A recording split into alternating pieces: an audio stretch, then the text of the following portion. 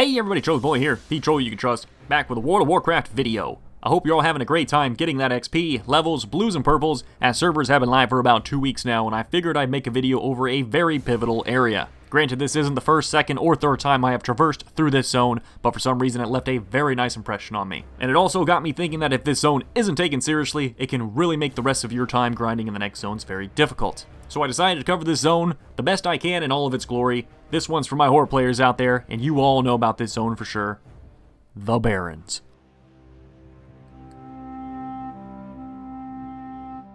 First up is how flat this motherfucker is to allow you to go from point A to point B, basically in a straight line.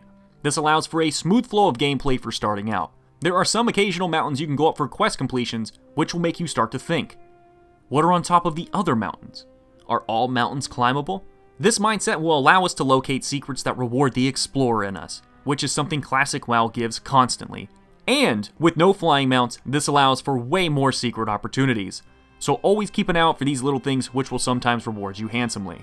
Next up, 2 starting dungeons that you will encounter during your questing in the Barrens. Ragefire and Wailing Caverns. Granted, Ragefire isn't in the Barrens per se, but as you begin your questing in the Barrens, odds are you will be seeing yourself entering this dungeon. These give a glimpse of what is to come for loot, group play, and what to expect for future dungeons, such as Razorfin Crawl and Razorfin Downs, which are also within the realm of the Barrens, giving the Barrens a total of 3 dungeons in one zone. For some of you out there, you have never experienced actually setting up your groups for dungeons, as if you play retail, all you have to do is just hit one button and you're done. But not in Classic. These dungeons are very unforgiving and will teach you a thing or two on group setup. Such as bringing a druid healer with none of your other 4 players having a res will cost you some time if you happen to screw up, as druids do not have a regular res. And one thing that I feel after coming into these dungeons, and granted all the other dungeons as well, is after spending some time in these, I feel like I have been living in a cave for the longest time, to the point where my character starts to look more pale from lack of sunlight, and stepping outside gives me this sense of actually being outside again, as I feel like I'm getting this breath of fresh air, even though I have been literally sitting in my chair breathing in the same fart-filled air for hours. Next on the list, Barrens chat. Nah, screw that. That shit is filled with nothing but window-licking mouth breathers.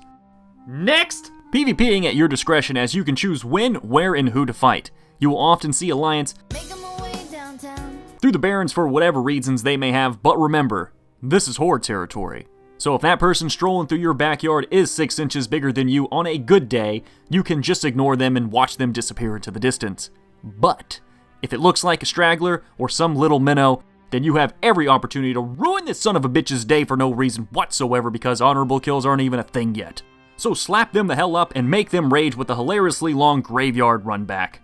Next, blue items. So strolling into the Barrens, you probably are geared up with some gray, white, and green items, not really even thinking about blues at this point, or even know how much stronger blue items are compared to the next lowest grade being green items. Granted, you will be gaining the majority, if not all, of your blue items from dungeons such as Wailing Caverns, but the fact that this is the time where you are able to wield such powerful items for your level is such a great feeling that makes you different from other players. This starts to give levels of confidence to not only blowing through mobs faster in the Barrens, allow for exploring the next zones after the Barrens with a lot more power, allowing for less failures and graveyard runs, but also to increase the EP size for when you duel your fellow low-level horde. Next up, and this leads into the next part, the duels.